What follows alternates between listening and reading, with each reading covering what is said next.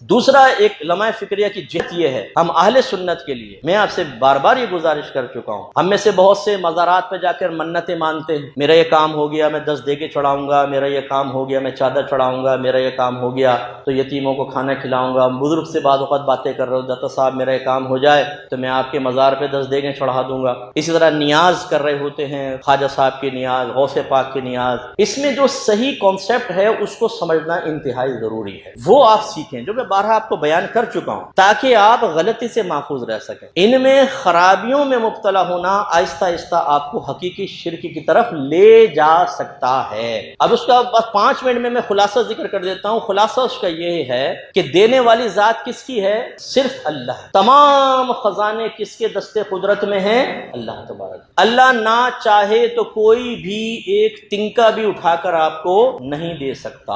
اللہ تعالیٰ ہی سب کچھ کرنے والا، وہی حقیقتاً مشکل کشا ہے، وہی ہمارے مسائل کا حل کرنے والا، وہی ہادی ہے، وہی ہمارا نگہبان ہے۔ یہ عقیدہ مضبوط کر لیں۔ منت مانی جاتی ہے اللہ تبارک و تعالیٰ کی بارگاہ، یہ ذہن میں رکھ، بس حقیقتاً منت اللہ سے ہے۔ منت کیا ہے؟ ایک وعدہ، آپ عبادت کیا کہ وعدہ کر، کبھی یہ مشروط ہوتا ہے کبھی غیر مشروط ہوتا ہے۔ مثلا آپ اللہ سے وعدہ کرتے ہیں، اللہ تعالیٰ میں تیری رضا کی خاطر اس سال رمضان کا اعتکاف کروں گا، اگر آپ نے یہ الفاظ زبان سے ادا کیے تو آپ پر اس سال کے رمضان کا اعتکاف واجب ہو جائے گا۔ یہ منت شرعی کہلاتی۔ یہ غیر مشروط اور کبھی مشروط ہوتا ہے، اللہ تعالیٰ اگر مجھے صحت حاصل ہو گئی تو میں 2 رکعت نفل پڑھوں گا، صحت حاصل ہو گئی تو 4 روزے رکھ لوں گا۔ یہ جائز ہوتا ہے اللہ سے ایسا وعدہ کرنا۔ اس میں جب آپ کا کام ہو جائے گا تو پھر آپ کو وہ منت پوری کرنی ہوتی ہے۔ یہ ہے شرعی منت کا مفہوم۔ بس باقی جو بزرگوں کے مزارات پہ جا کر کہہ دیتے ہیں یہ شرعی منت نہیں ہے، یہ عرفی منت کہلاتی ہے۔ عرفی کا مطلب ہمارے عرف میں رائج ہو گئی، اس کا شریعت سے حقیقتاً تعلق کوئی نہیں ہوتا۔ میں تو عوام کو مشورہ دیتا ہوں بھائی وہی منت آپ شرعی منت اختیار کریں بس، کیونکہ اس میں خرابیاں بہت ہوتی ہیں، کیونکہ مشورے دینے والے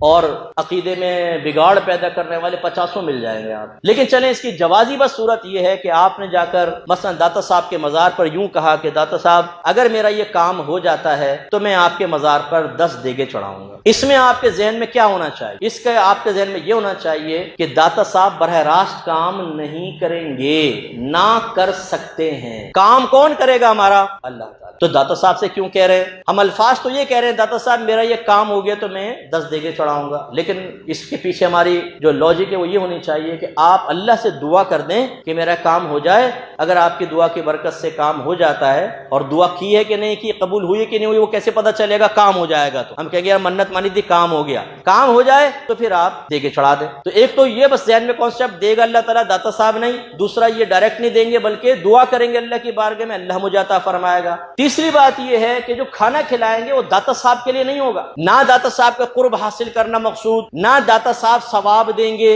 نہ داتا صاحب کو خوش کرنا مقصود۔ وہ کھانا صرف کس کے لیے ہوگا؟ وہ اللہ کے لیے ہوگا، اللہ تعالیٰ کو راضی کرنا مقصود، اللہ ہی ثواب عطا فرمائے گا بس۔ اسی لیے فقہاء نے واضح طور پہ لکھا کہ منت عرفی میں اگر آپ مقام متعین کر بھی دیتے ہیں وہ مقام متعین نہیں ہوگا۔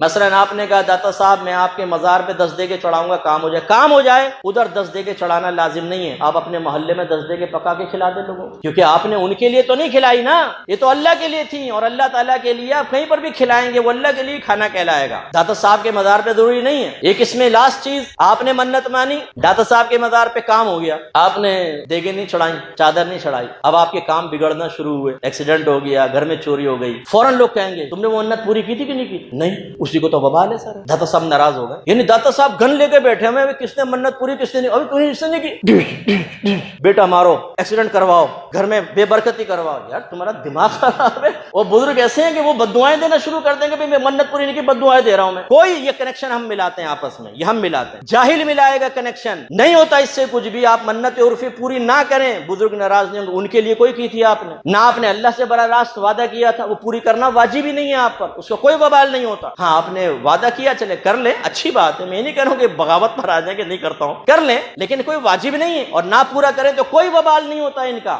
یہ ہے جو بنیادی ایک کانسیپٹ ہوتا ہے۔ ٹائم چونکہ ہو گیا، نیاز کا رہ گیا، وہ میں آپ کو نیکسٹ ٹائم سمجھاؤں گا، اگر غور کریں گے تو اسی پر نیاز کا بھی ساری تفصیل ہے، یہ تفصیل ذہن میں ہو پھر تو صحیح ہے، لیکن عوام الناس سے پوچھ کر دیکھیں، ایک بولے گا میں جا رہا ہوں، وہ چادر کی منت مانی ہے داتا صاحب کی، صرف اتنا پوچھ لے گا چادر چڑھانا کیا ہے، واجب ہے، فرض ہے، اس سے صاحب مزار کو فائدہ ہوگا، تجھے فائدہ ہوگا، کیوں چڑھاتے ہیں بتا ذرا؟ جواب دے دے تو فقیر کا نام بدل دیجیے گا آپ، اگر صحیح جواب دے، جواب تو دے گا لیکن ہوگا اوٹ پٹانگ جواب، بالکل خود نہیں پتا ہوگا، بڑا لاجک لائے گا نا، جیسے صندوق کھول کر خاندانی نسخہ نکالا ہے، بھائی اس میں نا یہ ہوتا ہے، جب چڑھاتے ہیں نا وہ جو کھڑے ہو جاتے ہیں تو چادر آئی ہے اور فیض جاری کرنا شروع، تم نے دیکھا ہے؟ یہ بالکل ویسی ہی ہے جیسے بچہ چھوٹا منا سا مسکرائے نا تو مائیں کیا کہتی ہیں، اسے نا خواب میں پری نظر آ رہی ہے۔ بھائی تمہیں کس بچے نے بتایا تھا کہ بھائی بڑے ہونے کے بعد کہ میں نے خواب میں نا اس میں بچپن میں دودھ پیتے ہوئے پری کو دیکھا تھا؟ ہم پری دیکھتے ہیں، یہ کس نے بتا دیا؟ یہ ہم ملاتے ہیں کنیکشن آپس میں۔ اللہ تعالیٰ سمجھ کے توفیق عطا فرمائے۔